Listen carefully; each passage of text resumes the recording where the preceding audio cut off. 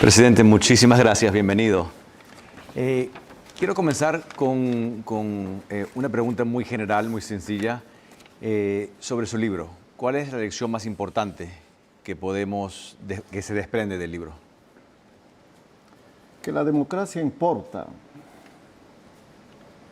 que la democracia es el único sistema político que, además de asegurar la vida en libertad y eliminar la opresión, garantiza la transparencia de los gobiernos y políticas económicas y sociales que reduzcan la pobreza y moderen la desigualdad.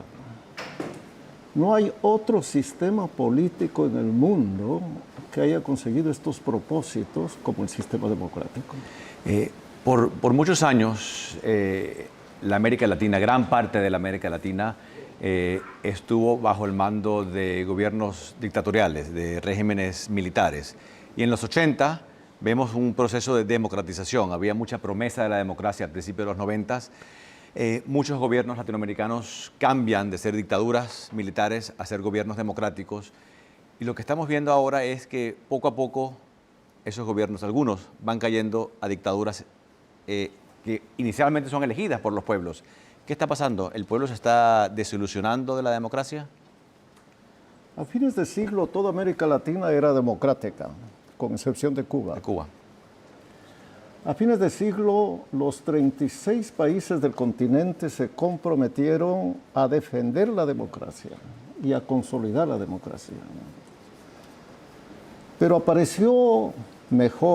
reapareció ese viejo fenómeno latinoamericano del caudillismo.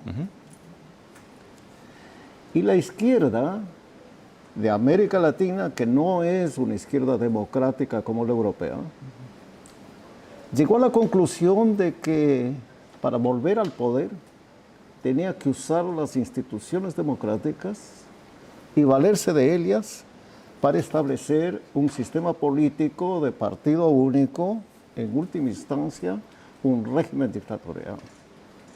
Bueno, esos dos fenómenos explican las dictaduras de Chávez en Venezuela, de Morales en Bolivia, de Ortega en Nicaragua, de Correa en Ecuador y actualmente de Bukele en la República de El Salvador.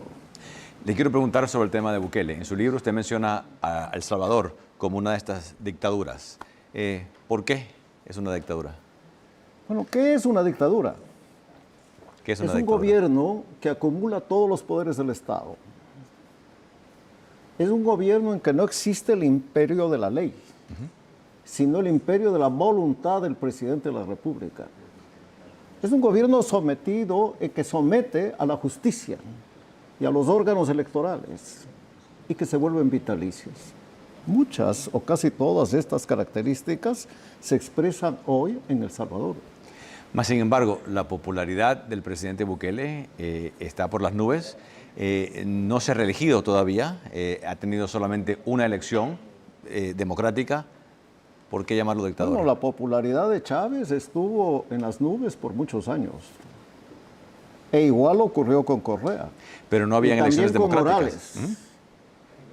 Y Ortega ganó las elecciones, las iniciales, legítimamente. Luego, todos ellos tuvieron que recurrir al fraude electoral para permanecer en el poder. Bukele está, pues, recién, algo más de 2 años en la presidencia de la República. Esperemos a ver qué viene después. Y creo que ese es el punto. En todos esos casos, sí, llegaron democráticamente y se mantuvieron el poder después con medios no democráticos, exactamente como lo dijo. No es el caso de Bukele todavía. Bueno, yo pienso que es mantenerse por medios no democráticos, presentarse en el Congreso Nacional acompañado de fuerzas militares y policiales para presionar decisiones de la Asamblea o Congreso, como se llame en la República de El Salvador. Eso no es democrático. Tampoco es democrático perseguir a la prensa libre, a la prensa independiente, ¿no? Y extorsionar y obligar a muchos de los periodistas a abandonar El Salvador. Muchas de las manifestaciones de lo que está ocurriendo hoy en El Salvador antes sucedieron en Bolivia, sucedieron en mi país y pasaron en Venezuela. Bueno, yo hago votos porque eso no ocurra finalmente en El Salvador. Esperemos. Los casos que mencionó, Cuba, 64 años de dictadura, Venezuela más de un cuarto de siglo, Nicaragua, depende si contamos la primera parte y la segunda parte, también más todavía. ¿Por qué van cayendo estos gobiernos a la dictadura y el resto de la América Latina, incluso los Estados Unidos y Canadá en el hemisferio, no hacen nada? ¿Por qué vemos lo que está pasando en Nicaragua, por ejemplo, en un país en el cual el dictador Ortega ha hecho prácticamente lo que le ha dado la gana, ha metido a la cárcel a cada uno de sus posibles contrincantes, y el resto de la comunidad hemisférica, Canadá, Estados Unidos y toda la América Latina, no han hecho nada? ¿Por qué? Bueno, Estados Unidos y el Canadá creo que han hecho algo. Han tratado, pero no hemos Creo podido. que han hecho algo, ¿no? A ver, Los que no han hecho nada son los estados de América Latina. ¿por qué? Bueno, porque la izquierda tiene muchas ventajas y una de ellas es la impunidad. Es una impunidad moral, intelectual, política, económica. Miren que hoy en Venezuela el 90% de los venezolanos son pobres. ¿Qué es el centro de la lucha política de la izquierda a través de la historia de los últimos 2 siglos? Trabajar para los pobres, eliminar la pobreza, suprimir las desigualdades sociales. Bueno, nada de eso ocurre en Venezuela. Y usted tiene gobiernos como los del Brasil, como los de México, como los de Colombia, que defienden la dictadura de Chávez a su tiempo y la de Maduro hoy. ¿Qué pueden hacer los gobiernos serios, democráticos de la América Latina para cambiar eso? ¿Qué pueden y qué deben de hacer? Poco. ¿Por qué? Porque son gobiernos de países relativamente pequeños, entre comillas. Entre los gobiernos verdaderamente democráticos de América Latina no está México, no está Argentina, no está Brasil. No está Brasil antes con el gobierno autoritario de Bolsonaro y no lo está hoy con un gobierno como el de Lula. Y lo mismo puede decirse de otros países, quizá con excepción de Chile. Un tema un poquito diferente, pero regreso al tema de Estados Unidos.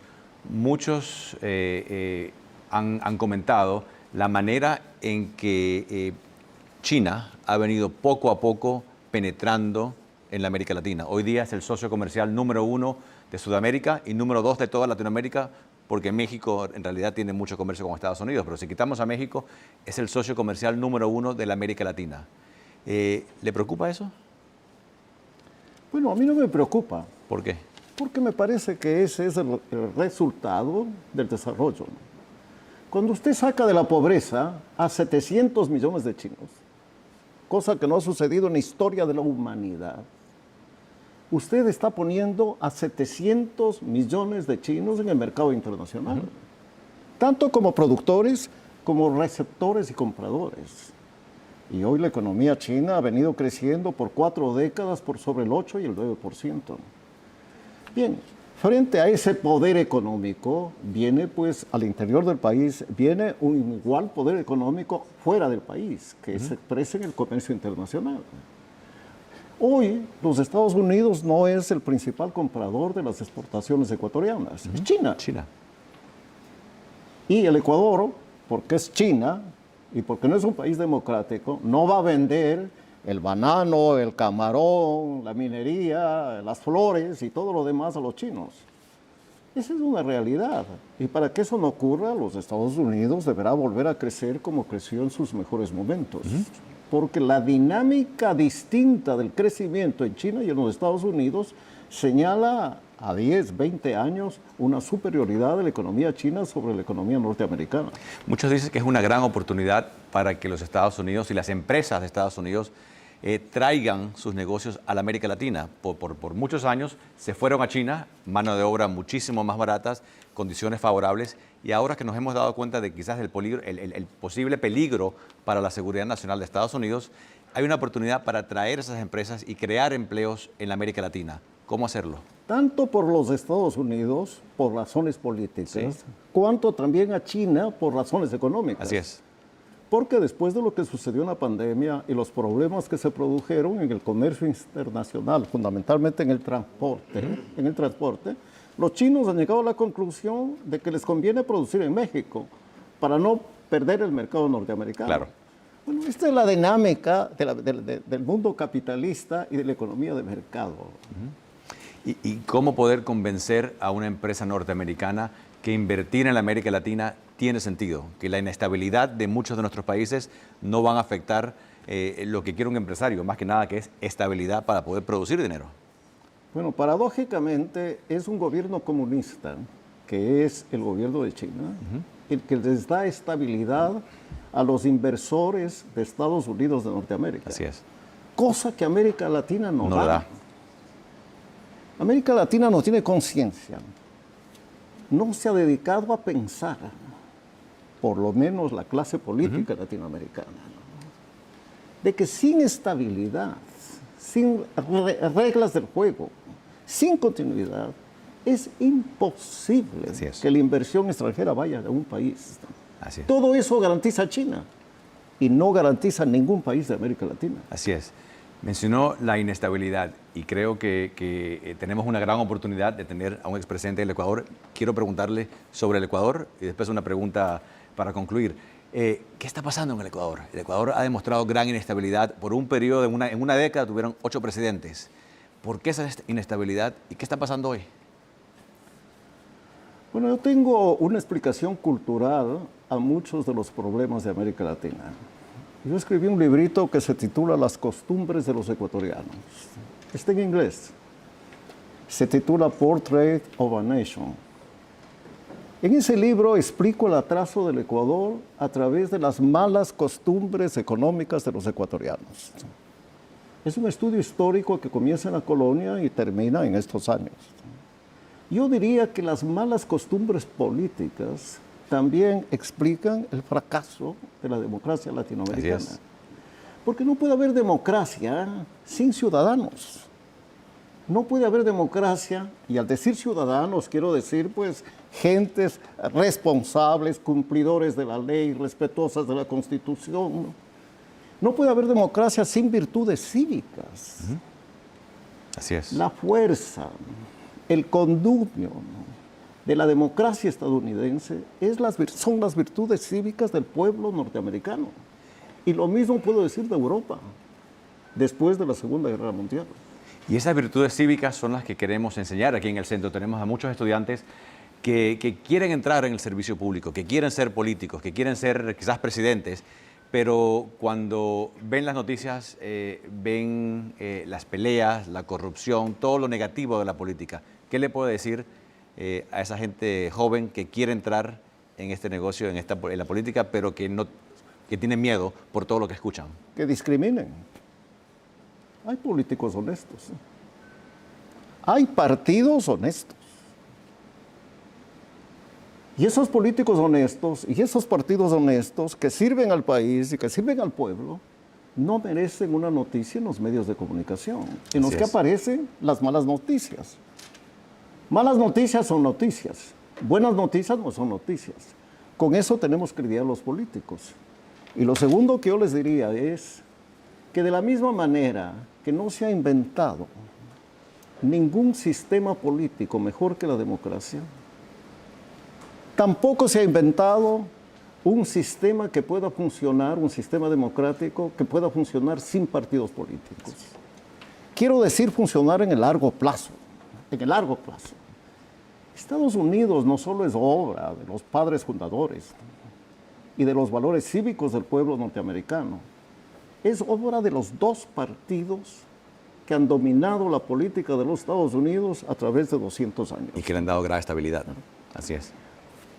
A todos los problemas que he dicho de América Latina se podría sumar uno más: la crisis de los sistemas de partidos.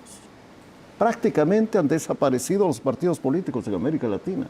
Y sin partidos no puede haber un sistema de democracia.